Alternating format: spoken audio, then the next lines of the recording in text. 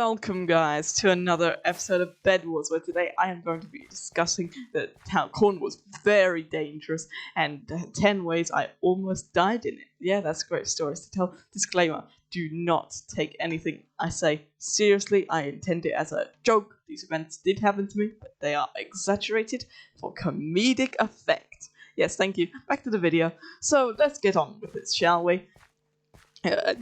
This is a very obscure list, like 10 ways, in less than a week's journey into Cornwall. Like, it was like 4-day journey into Cornwall. How could that be? 10 ways, Okay. So, the first thing that happened, we're gonna rewind to like a week before the trip, okay? A week. And in that week, we went to buy some stuff for our holiday, right? And we bought like this life jacket because my parents didn't think I knew how to swim, which I do, but no one believes me. So we digress from that. Yeah, and my mum, she bought some other stuff. My dad bought some flippers they never used, and then my mum decided it was a good idea to buy me these slightly small I think they'll call like water shoes or something. That's probably not the name, but we digress. And when I bought these, it seemed like a pretty good idea at the time. And then we arrive in Cornwall. We skipped a few events. We're now in Cornwall. Cornwall is great, Beautiful Atlantic scenery, beautiful beaches, absolutely stunning views. What could possibly go wrong, you ask, dear viewer? A lot apparently, for me, And everything, it was kind of strange at the time, but now I'm using it for a comedic effect. So first of all, you remember how I just said my mum had bought me those water shoes? Yeah. Well, I went to them. When we arrived in Cornwall, my mum decided it was a good idea for me to wear them on the beach, and I did. I did wear them on the beach. I actually did, and it was good for a while, until I dug my foot into the sand a couple of times, and then it started aching and stinging all over. That's because these shoes have tiny sinkholes. Not sinkholes, but they have like tiny holes. Holes? But yeah, and that is enough for so many particles of sand to get through. And then they started grazing against that material of the shoe, which mean, ergo, it was sanding my feet, like a sander. Yeah, my shoe became a human sander. Yeah. Well, not a human, a shoe sander. Yeah, that tool, a sander, that's often used for like DIYs and stuff. Yeah, that thing. My foot basically became one of that, and it felt like it felt like my foot was just gonna cut itself off.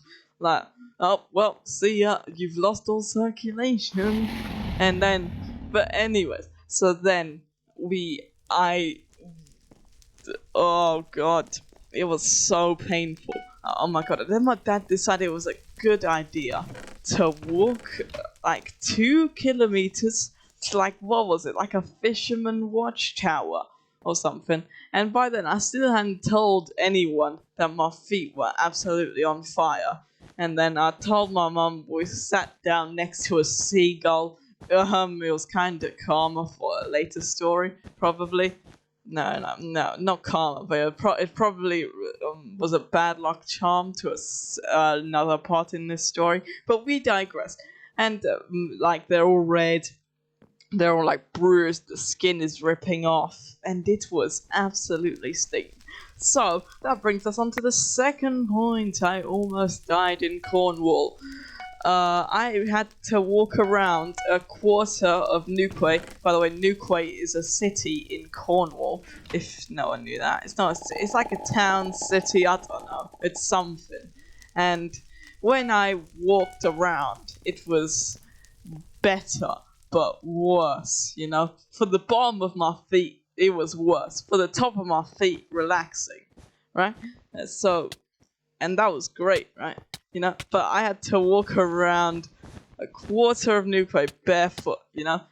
And then I was thinking of this. Oh, I hope I don't step on a glass shard or anything. I didn't actually step on a shard. That dramatic pause was for nothing, but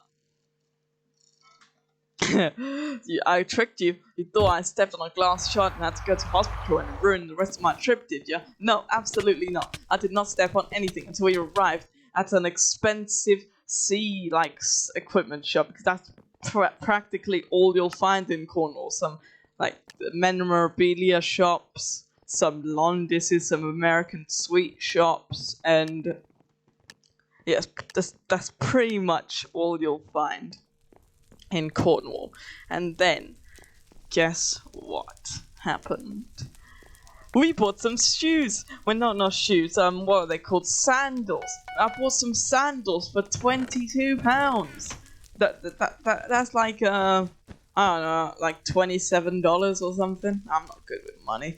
I think 2 + 2 is fish. But anyways, and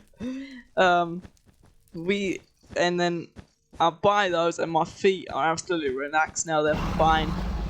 And this brings us to the second day of our trip.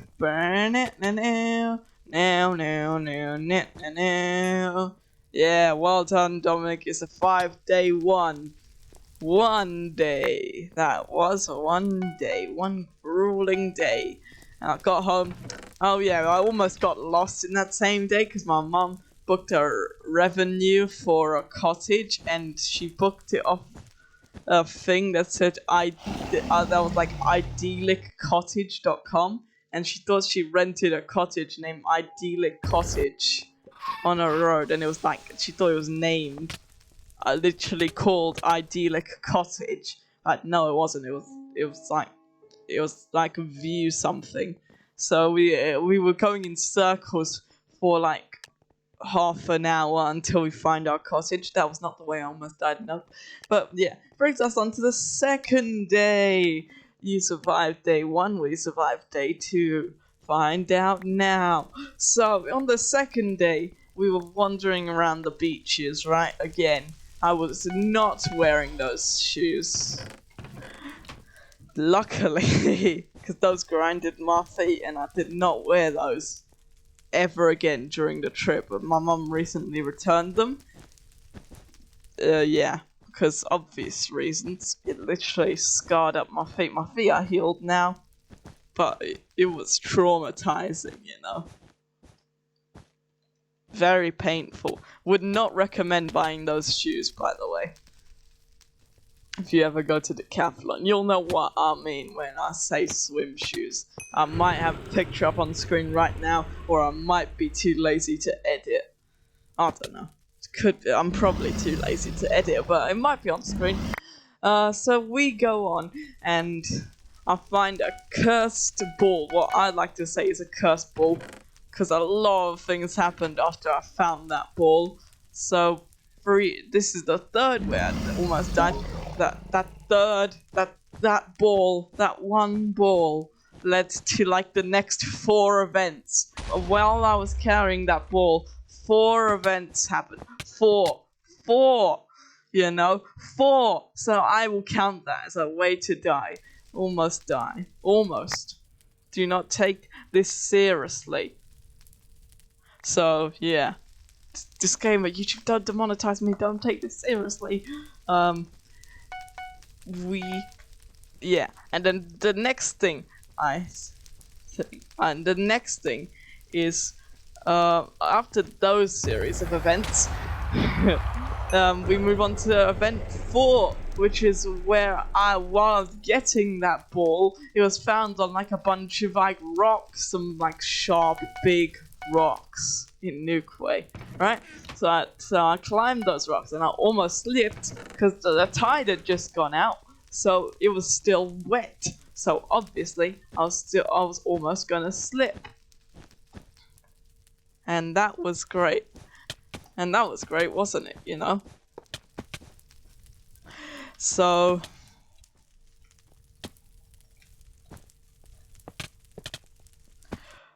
yeah, that I almost slipped on rocks, which brings us to event 4. Event 4. Yes, 4 should be good, should not be. I don't know. Yeah. Oh wait, nope. That was the 4th one. My memory does not precede me. This is number 5. Yeah. While I was running around, because my mum wanted to take a video of me doing a Jack Sparrow run on the sound, you know, dun. I don't think I can sing much of that song. Yep, that's all I can do. But yeah, and I was running around like that, and it was absolutely great. And you know, but I found an absolutely massive medusa, aka a jellyfish in Polish.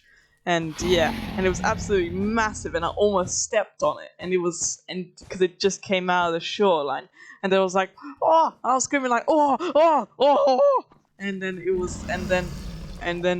my mom was like, what's the commotion? What's happening? Have you been possessed? And I was like, no, there's a massive jellyfish on that floor, and I almost stepped on it, and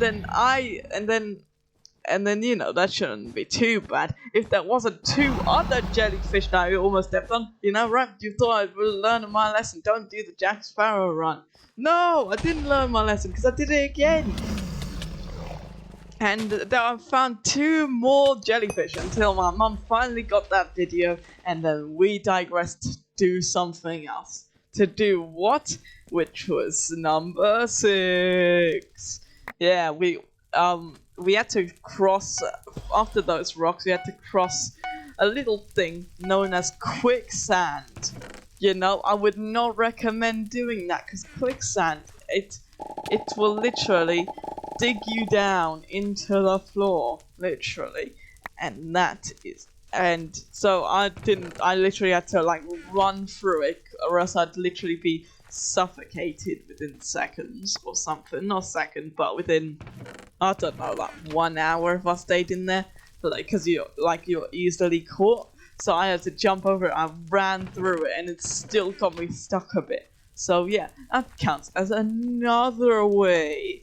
So yeah, that was great, you know.